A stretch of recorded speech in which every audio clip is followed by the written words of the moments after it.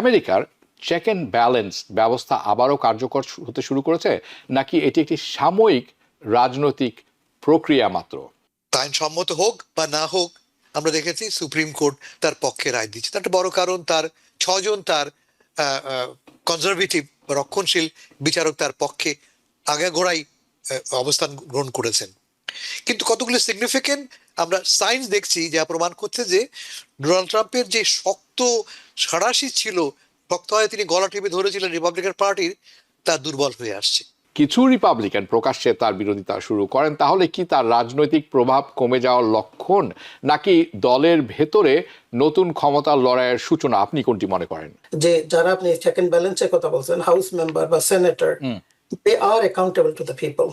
হাউসে মাগা তো স্প্লিট হচ্ছে, আমরা দেখছি আমাদের যে একটু আগে হাসান বদর ভাই বললো যেটা যে, এবং অলরেডি কিন্তু আপনারা দেখেন হাউস কিন্তু একটা বিল তার এগেনস্টে যে চলে গেল, এটা কিন্তু চরম তার জন্য একটা লজ্জা, আমি মনে করি অপমান এটা তার জন্য।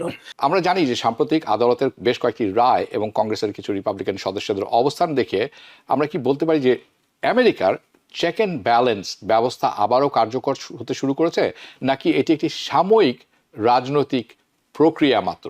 কারণ আমরা দেখেছি যে কেনেডি সেন্টার নিয়ে ট্রাম্প কেনেডি সেন্টার নামকরণ করতে চেয়েছিলেন ট্রাম্প, আদালত বলেছে এটি ট্রাম্প কেনেডি সেন্টার করা যাবে না, এটা কেনেডি সেন্টারই থাকবে, এটি হবে না।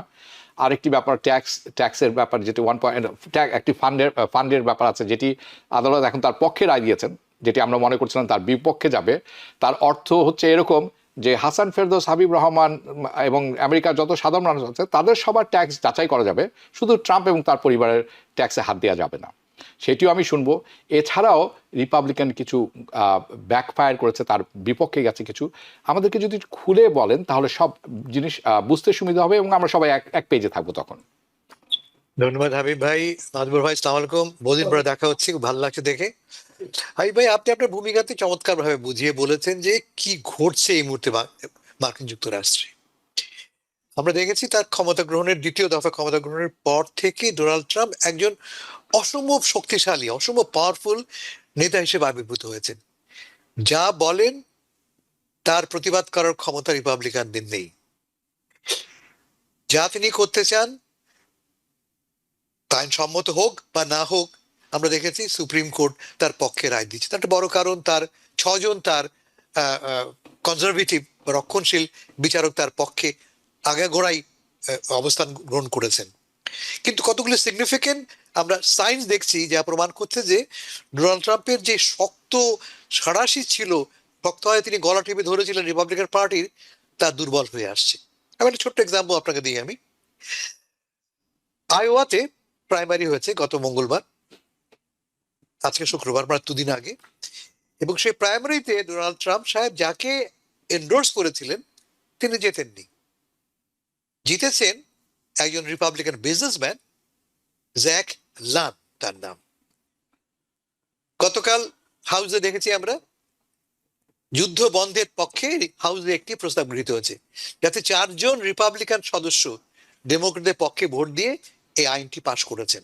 যদিও সিনেটে পাশ হওয়ার কোনো সম্ভাবনা নেই, আর পাশ হলেও ডোনাল্ড ট্রাম্প সাহেব তাকে ভিটো দিতে পারেন। এই যে প্রস্তাব পাশ হলো তার লক্ষ্য হচ্ছে ইরানে যে যুদ্ধ হচ্ছে এবং যে 50,000 সৈন্য সেখানে মোতায়েন করা হয় তাদের ফিরিয়ে আনতে হবে। আর ফিরিয়ে যদি আনতে তিনি না চান তাহলে তাকে কংগ্রেস থেকে অ্যাপ্রুভাল নিতে হবে। রিপাবলিকানরা এখনো প্রস্তুত নয় ডোনাল্ড ট্রাম্পকে পুরোপুরি ডিফাই করতে, কিন্তু এই 4 জন ডিফেক্ট করলো, 4 জন যে ওপেনলি ডিফাই করলো, মানেটা কি? আমি আগে যেটা বললাম সেটাই, এটা একটা দিক। দ্বিতীয় দিক হচ্ছে যে মাথা রাখতে হবে যে ডোনাল্ড ট্রাম্প সাহেবের মাত্র 2 বছর বাকি আছে। 4 বছরে 2 বছর শেষ হয়ে গেছে।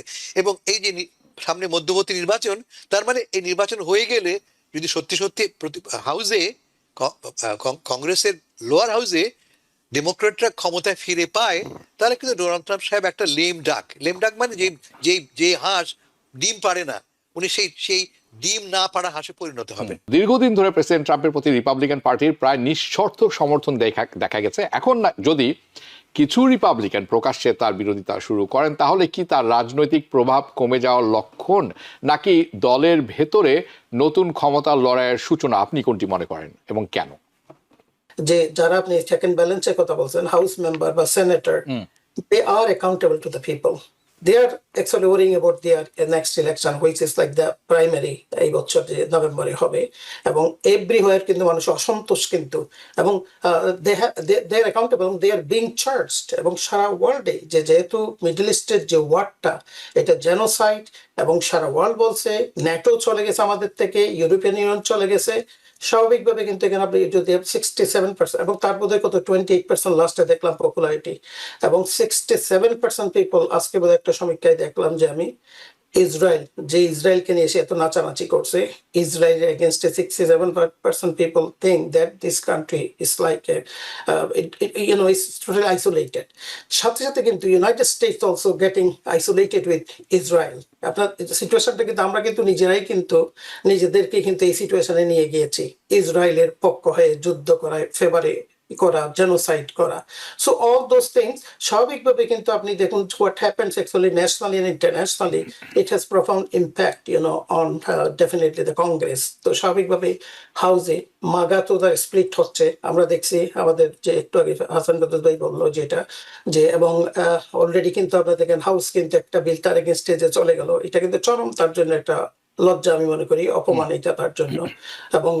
এবং আরো যেটা দেখেন যে সেনেট, আমার কাছে মনে হচ্ছে সেনেট মে টার্ন অ্যারাউন্ড, সেনেটের যে বেশ করে প্রাইমারিতে সে উল্টাপাল্টা ক্যান্ডিডেট গুলোকে সাপোর্ট করছে এবং ধরাশায়ী হয়েছে, একটা জায়গায় বোধহয় কোথায় যেন একটা ক্যান্ডিডেট বোধহয় প্রাইমারিতে উইন করছে।